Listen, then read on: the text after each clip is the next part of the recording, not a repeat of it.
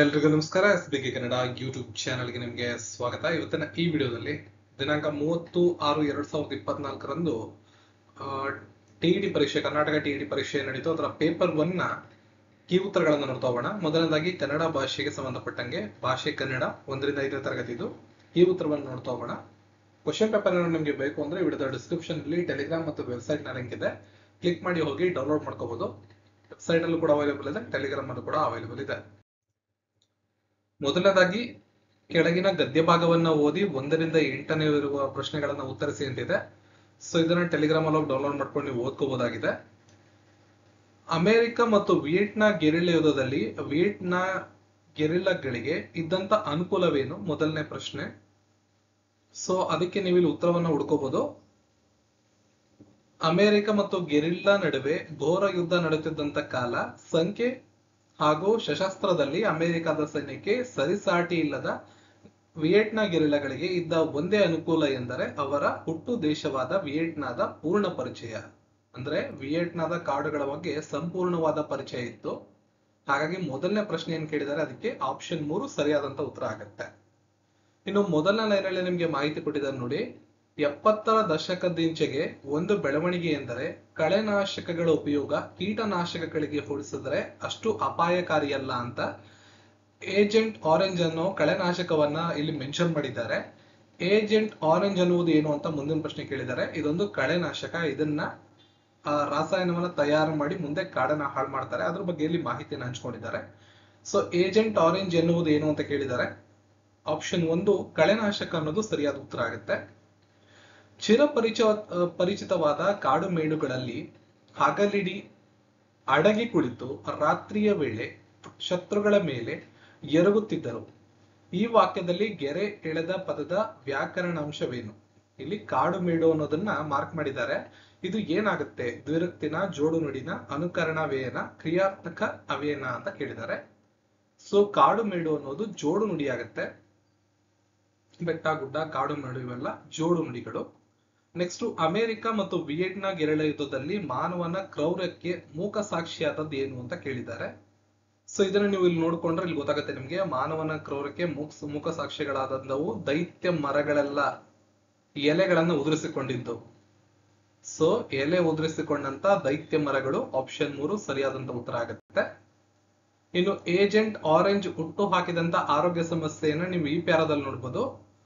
ಆ ರಾಸಾಯನಿಕ ಹುಟ್ಟು ಹಾಕಿದ ಆರೋಗ್ಯ ಸಮಸ್ಯೆಗಳು ಮಾತ್ರ ಲೆಕ್ಕವಿಲ್ಲದಷ್ಟು ಲಕ್ಷಾಂತರ ಕ್ಯಾನ್ಸರ್ ರೋಗಿಗಳು.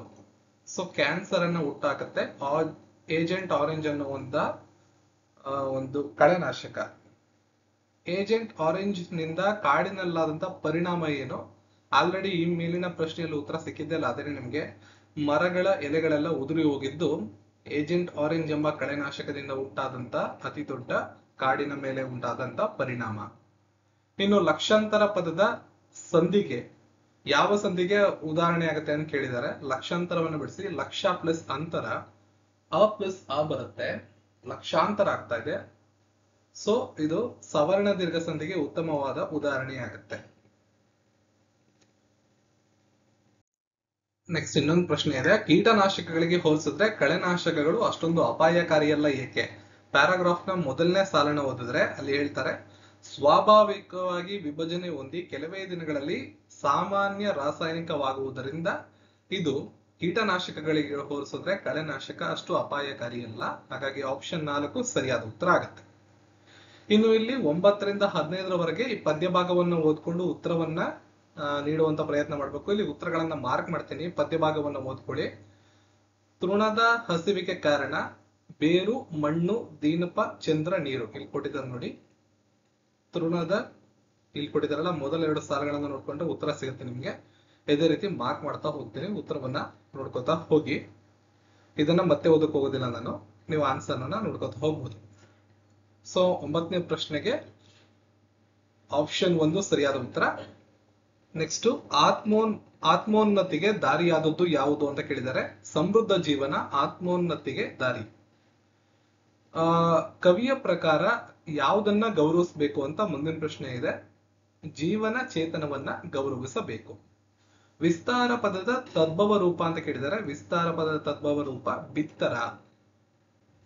ಇದಾದ್ಮೇಲೆ ಬ್ರಹ್ಮಾನುಭವಿಯಾಗುವುದು ಇಲ್ಲಿ ಅಂತ ಕೇಳಿದ್ದಾರೆ. ಹೂತೋಟದಲ್ಲಿ, ಕೆಳಕೂಟದಲ್ಲಿ, ಸಂಗೀತದಲ್ಲಿ, ಶಾಸ್ತ್ರದಲ್ಲಿ, ಮೌನದಲ್ಲಿ. ಆಪ್ಷನ್ 2 ಸರಿಯಾದಂತ ಉತ್ತರ ಆಗತ್ತೆ ಇದಕ್ಕೆ. ಕವಿ ಬಾಳಬೇಕೆಂದು ಹೇಳಿರುವುದು ಯಾವುದನ್ನ ಅಂತ ಮುಂದಿನ ಪ್ರಶ್ನೆ ಕೇಳಿದ್ದಾರೆ. ವಿಸ್ತಾರದ ವೈಶಾಲ್ಯದಿ ಅನ್ನೋದು ಸರಿಯಾದ ಉತ್ತರ ಆಗುತ್ತೆ, ಆಪ್ಷನ್ 4. ನೆಕ್ಸ್ಟ್ ಮುಂದಿನ ಪ್ರಶ್ನೆ, ತಣಿ ತಣಿವ ನಿನ್ನ ಕಣ್ಣಿನ ಪುಣ್ಯವು. ಈ ವಾಕ್ಯದಲ್ಲಿ ಗೆರೆ ಎಳೆದಂತ ಪದ ತಣಿ ತಣಿವ ಅಂತ ಕೊಟ್ಟಿದ್ದಾರೆ, ಇದೊಂದು ದ್ವಿರುಕ್ತಿ. ನೆಕ್ಸ್ಟ್ ಮುಂದಿನ ಒಂದು ಮಾಹಿತಿ ಪ್ರಶ್ನೆನ ನೋಡೋದಾದ್ರೆ, ಅನ್ವೇಷಣ ಮನಸ್ಸು ಹೊಸತನ ಇದ್ದು ವಿಷಯದ ಬಗ್ಗೆ ಒಳನೋಟದ ಚಿಂತನೆಯೊಂದಿಗೆ ಸೃಜನಶೀಲ ಮನಸ್ಸಿನೊಂದಿಗೆ ಓದು ಏನಾಗಿರುತ್ತೆ ಅಂತ ಕೇಳಿದ್ದಾರೆ. ಸೃಜನಶೀಲ ವಾಚನ, ಇದು ಸರಿಯಾಗುತ್ತೆ ಉತ್ತರ. ಇದಾದ್ಮೇಲೆ ಸಾಕ್ರೆಟಿಸ್ ಪದ್ಧತಿ ಎಂದು ಕರೆಯಲ್ಪಡುವ ಗದ್ಯ ಬೋಧನಾ ಪದ್ಧತಿ ಯಾವುದು ಅಂತ ಕೇಳಿದ್ದಾರೆ. ಪ್ರಶ್ನೋತ್ತರ ಪದ್ಧತಿ ಅಂತ ಕರಿತೀವಿ, ಇದಕ್ಕೆ ಸರಿಯಾದ ಉತ್ತರ ಆಪ್ಷನ್ 1 ಆಗುತ್ತೆ. ಇನ್ನು ಮುಂದಿನ ಪ್ರಶ್ನೆ ನೋಡಿ, ಆಲಿಸುವಿಕೆ ಕೌಶಲ್ಯವನ್ನ ಬೆಳೆಸುವ ಒಂದು ಉತ್ತಮ ಚಟುವಟಿಕೆ ಯಾವುದು ಅಂತ ಕೇಳಿದ್ದಾರೆ. ಕಥೆಯನ್ನ ಕೇಳಿ ಪಾತ್ರ ಪರಿಚಯವನ್ನ ಮಾಡುವುದು ಇದಕ್ಕೆ ಉತ್ತಮವಾದಂತ ಉದಾಹರಣೆ ಮತ್ತು ಉತ್ತಮವಾದಂತ ಚಟುವಟಿಕೆ ಅಂತ ಹೇಳ್ಬೋದು. ಶಬ್ದ ಸಂಕೇತಗಳನ್ನ ಕಣ್ಣಿನಿಂದ ನೋಡುತ್ತಾ ಅವುಗಳ ಅರ್ಥಗಳನ್ನ ಗ್ರಹಿಸುತ್ತಾ ಸದ್ದಿಲ್ಲದೆ ಮನಸ್ಸಿನಲ್ಲಿ ಓದುವಂತ ಓದನ ಏನಂತ ಕರೀತಾರೆ ಅಂತ ಕೇಳಿದ್ದಾರೆ. ಇದನ್ನ ಮೌನ ವಾಚನ ಅಂತ ಕರೀತಾರೆ. ಇದಾದ್ಮೇಲೆ ಮುಂದಿನ ಪ್ರಶ್ನೆ, ಘಟಿಕ ಯೋಜನೆಯ ಒಂದು ಲಕ್ಷಣವೇನು ಅಂತ ಕೇಳಿದ್ದಾರೆ. ಆಪ್ಷನ್ 1, ಒಂದು ವಿಷಯಕ್ಕೆ ಸಂಬಂಧಿಸಿದಂತೆ ಸರಪಳಿ ಕಲಿಯು ಇರುವುದು ಘಟಿಕ ಯೋಜನೆಯ ಒಂದು ಉತ್ತಮವಾದ ಲಕ್ಷಣ. ಇದಾದ್ಮೇಲೆ ಮುಂದಿನ ಪ್ರಶ್ನೆ ನೋಡೋಣ.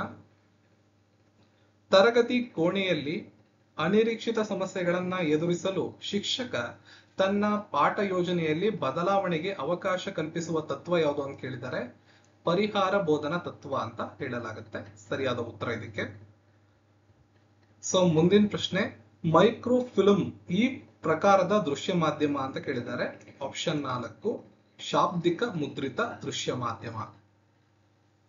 ಇದಾದ್ಮೇಲೆ ಉದಾಹರಣೆಗಳನ್ನ ಮೊದಲು ನೀಡಿ ನಂತರ ಸೂತ್ರವನ್ನ ನಿರೂಪಿಸುವ ವ್ಯಾಕರಣ ಬೋಧನ ವಿಧಾನವನ್ನ ಅನುಗಮನ ಪದ್ಧತಿ ಅಂತ ಕರಿತೀವಿ. ಆಪ್ಷನ್ 1 ಸರಿಯಾದಂತ ಉತ್ತರ ಇದಕ್ಕೆ. ಇನ್ನು ಗದ್ಯ ಬೋಧನೆಯು ಈ ಗುರಿಯನ್ನ ಹೊಂದಿರೋದಿಲ್ಲ. ಗದ್ಯ ಬೋಧನೆಯಲ್ಲಿ ಛಂದಸ್ಸು ಅಲಂಕಾರಗಳನ್ನ ಪರಿಚಯಿಸುವುದಿರೋದಿಲ್ಲ.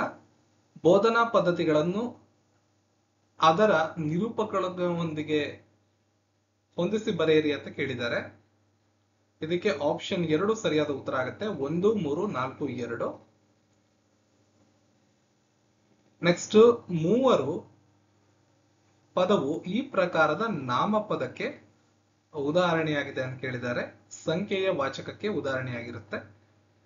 ಇದಾದ್ಮೇಲೆ ಇಂಚರ ಪದವು ಈ ಸಮಾಸಕ್ಕೆ ಉದಾಹರಣೆಯಾಗಿದೆ, ಕರ್ಮಧಾರಿಯ ಸಮಾಸ. ಮುಂದಿನ ಪ್ರಶ್ನೆ, ಅವನು ನಾಳೆ ಬರುವನೆಂದು ಹೇಳಿ ಹೋದನು. ಈ ವಾಕ್ಯದಲ್ಲಿ ವಾಕ್ಯ ಪ್ರಕಾರಕ್ಕೆ ಯಾವ ವಾಕ್ಯ ಪ್ರಕಾರಕ್ಕೆ ಇದು ಸೇರಿದೆ ಅಂತ ಪ್ರಶ್ನೆ. ಇದೊಂದು ಮಿಶ್ರ ವಾಕ್ಯ. ನುಡಿಗಟ್ಟಿಗೆ ಉದಾಹರಣೆಯಾದಂತ ಪದವನ್ನ ಗುರುತಿಸಿ ಅಂತ ಹೇಳಿದ್ದಾರೆ. ಸೊ ಆಪ್ಷನ್ 1 ಇದಕ್ಕೆ ಸರಿಯಾದ ಉತ್ತರ. ಜಗಜಮನ. ಈ ಪುಸ್ತಕಕ್ಕೆ ಬೆಲೆ ಹೆಚ್ಚು. ಇಲ್ಲಿ ಗೆರೆ ಎಳೆದಂತಹ ಪದದ ಕಾರಕರ್ತ ಯಾವುದು ಅಂತ ಕೇಳಿದ್ದಾರೆ. So option 4 ಸಂಪ್ರಾದನ. ಇದಿಷ್ಟು ಕನ್ನಡ ಭಾಷೆಯ ಪ್ರಶ್ನೆಗಳು ಮತ್ತು ಕೀ ಉತ್ತರಗಳಾಗಿರ್ತವೆ. ಇನ್ನಷ್ಟು ಕೀ ಉತ್ತರಗಳನ್ನು ಅತಿ ಶೀಘ್ರದಲ್ಲಿ ಅಪ್ಡೇಟ್ ಮಾಡಲಾಗುತ್ತೆ. ಕ್ವಶನ್ ಪೇಪರ್ ನ ಟೆಲಿಗ್ರಾಮ್ ಅಲ್ಲಿ ಹೋಗಿ ಡೌನ್ಲೋಡ್ ಮಾಡ್ಕೊಳ್ಳಿ.